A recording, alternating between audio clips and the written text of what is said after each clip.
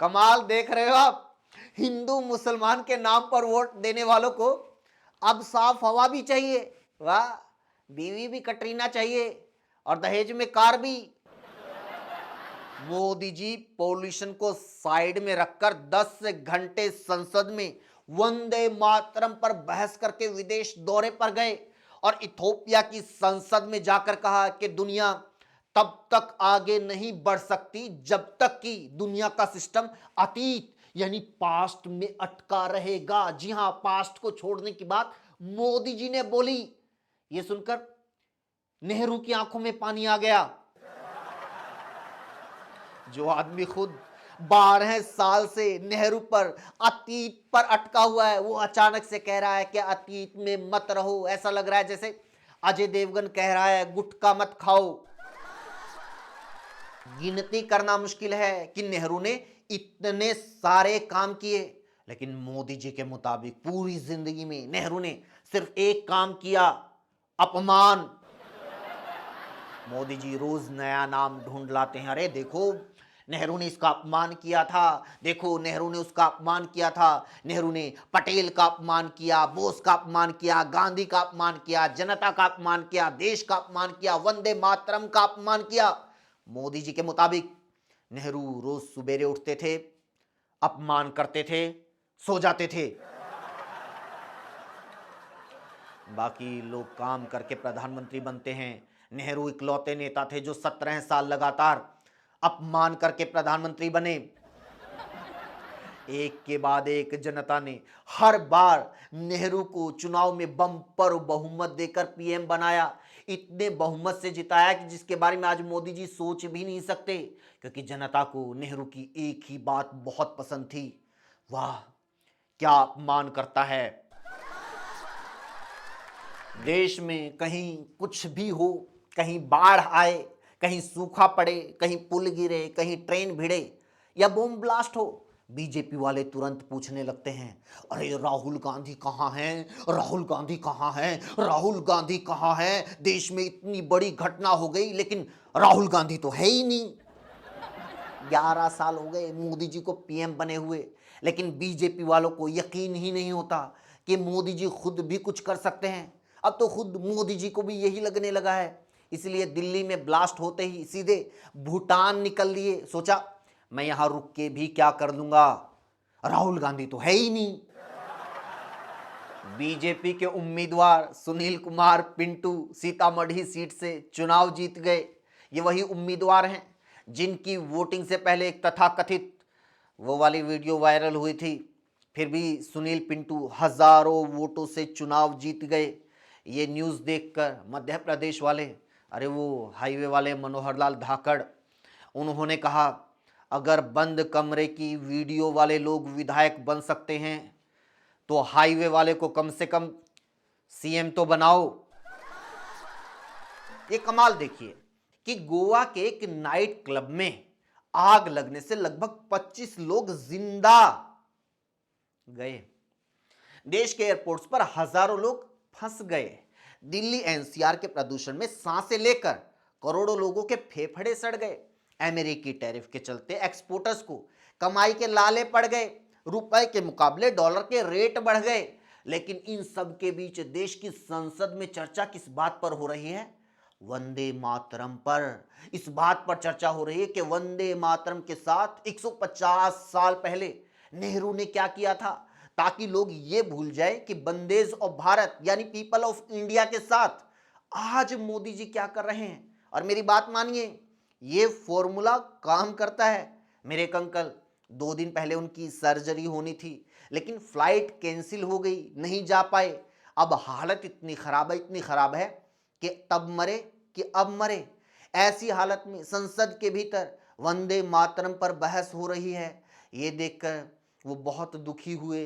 मोदी जी का भाषण सुनकर तो वो रोने लगे। बोले बेटा मुझे बहुत दर्द हो रहा है, मुझे बहुत बुरा लग रहा है, बहुत गलत किया नेहरू ने वंदे मातरम के साथ।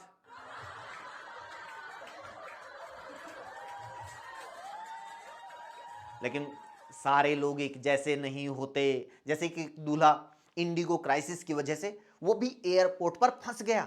अपनी शादी में नहीं जा पाया, बड़ा बेचैन यहां वहां घूम रहा था, घर से फोन आ रहे थे, समझ नहीं आ रहा था क्या करे। एक पत्रकार ने जाकर उससे पूछा, आपको तो बहुत दुख हो रहा होगा। बोला, हां, नेहरू को ऐसा नहीं करना चाहिए था।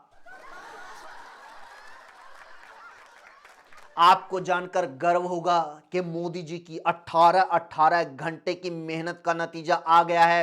मोदी जी की मेहरबानी से रुपए की वैल्यू इतनी गिर गई है, इतनी गिर गई है कि अब रुपए में कोई सामान तो क्या, दुआ भी नहीं मिलती। कमाल की बात यह है कि दिल्ली में बीजेपी की सरकार है, फिर भी लोग साफ हवा के लिए तरस रहे हैं। लोगों को आंखों में जलन, गले में चुभन, लीवर में सूजन, मसूड़ों में सड़न, सब झेलना पड़ रहा है, लेकिन फिर भी लोग जुबान खोलने को तैयार नहीं है। समझ में नहीं आ रहा, दिल्ली में बीजेपी ने सरकार बना रखी है या सब लोगों का एमएमएस। अगर किसी ने मुंह खोला तो एमएमएस वायरल कर दूंगी। बीजेपी के लिए दिल्ली वाले दिलो जान तक देने को तैयार हैं, लेकिन बीजेपी सिर्फ फेफड़े मांग रही है। लोगों के सीने में फेफड़े रहें या ना रहे, लेकिन मोदी सरकार ने तय कर लिया है कि मनरेगा योजना में अब महात्मा गांधी का नाम नहीं रहेगा। इस योजना का नाम रखा गया है विकसित भारत गारंटी फॉर रोजगार एंड आजीविका मिशन ग्रामीण। जी हां, रोजगार और आजीविका, इस नाम में दोनों है, जबकि दोनों का मतलब एक ही है, लेकिन दोनों को जोड़े बिना इसकी जो शॉर्ट फॉर्म है वो वीबी जी राम जी नहीं बन रही थी। इसलिए मोदी जी ने इसमें रोजगार और आजीविका दोनों जोड़ दिए। मजेदार है ना, दुनिया के सबसे ज्यादा गरीबी वाले, सबसे ज्यादा इनकम इनइक्वालिटी वाले, सबसे ज्यादा पॉल्यूशन वाले देश की सरकार इतनी वेली है कि बाकी काम छोड़कर लोगों के साथ ये वर्ड प्ले खेल रही है। भाई, खेल तो बीजेपी लगभग 12 साल से करप्शन के इशू पर भी रही है, लेकिन आज तक करप्शन पर कोई कार्रवाई नहीं की है। कार्रवाई तो बहुत दूर की बात है। हालत यह है कि नेशनल हेराल्ड केस में, वही केस जिसमें ईडी ने राहुल गांधी और सोनिया गांधी तक को आरोपी बना रखा है, उस केस की चार्जशीट को कोर्ट ने सुनने लायक तक नहीं समझा। कोर्ट ने भगा दिया ईडी को। कोर्ट ने भी कहा होगा, अरे ऐसे कैसे सुनवाई कर लें, कुछ तो एविडेंस लेकर आओ भाई, हम असली की अदालत हैं, रजत शर्मा की नहीं।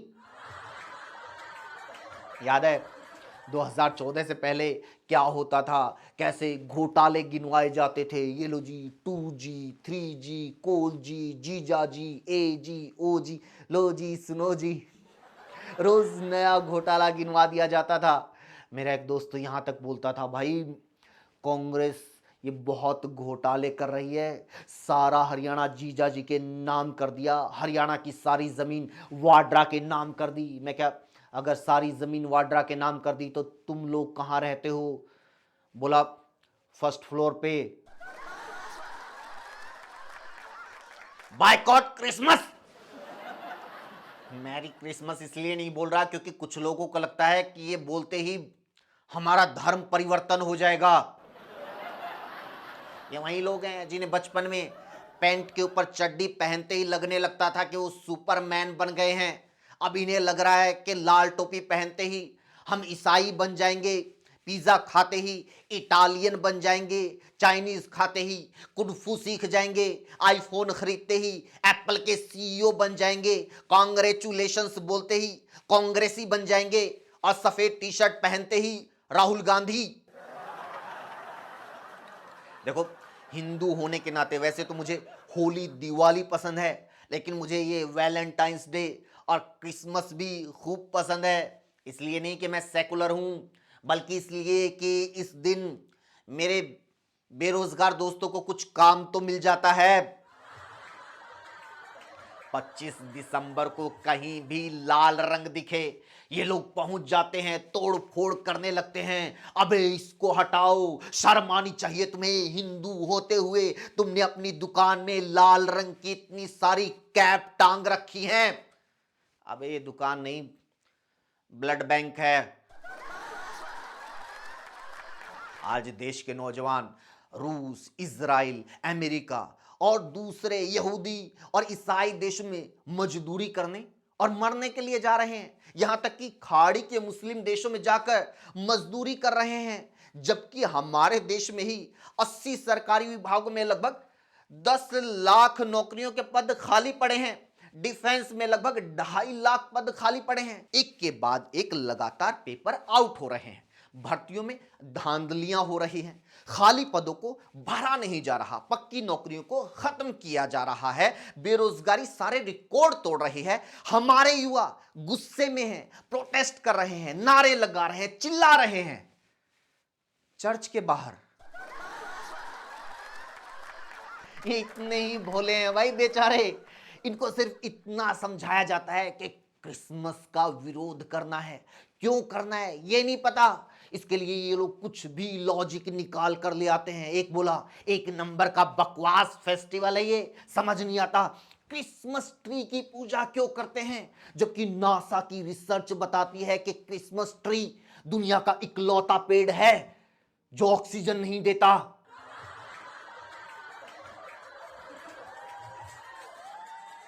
उसकी रिसर्च देख के मेरी आंखें भर आई। मैंने यहीं पे सरेंडर कर दिया, क्योंकि मुझे पता है अगर मैं यहां नहीं माना तो ये यहां तक बोल सकता है कि दिल्ली में पोल्यूशन चर्च की मोमबत्तियों की वजह से फैला है। देख रहे हो आप, इतना बुरा हाल तो पारों के प्यार में देवदास का नहीं हुआ था जितना बुरा हाल मोदी जी के प्यार में उनके भक्तों का हो रहा है। एक के बाद एक ट्रेजेडी। क्रिसमस खत्म भी नहीं हुआ और न्यू ईयर आ गया। भाई किस किस चीज का विरोध करें, किस किस चीज का बायकॉट करें। कभी कभी तो लगता है कि हम हिंदुओं को पुनर्जन्म का मौका ही इसलिए मिलता है क्योंकि भगवान को भी पता था एक जन्म तो बायकॉट करने में कट जाएगा। पहले मुसलमानों को पाकिस्तानी बताया गया, फिर किसानों को खालिस्तानी, बंगालियों को बांग्लादेशी और अब नॉर्थ ईस्ट वालों को चाइनीज बोलकर मारा जा रहा है।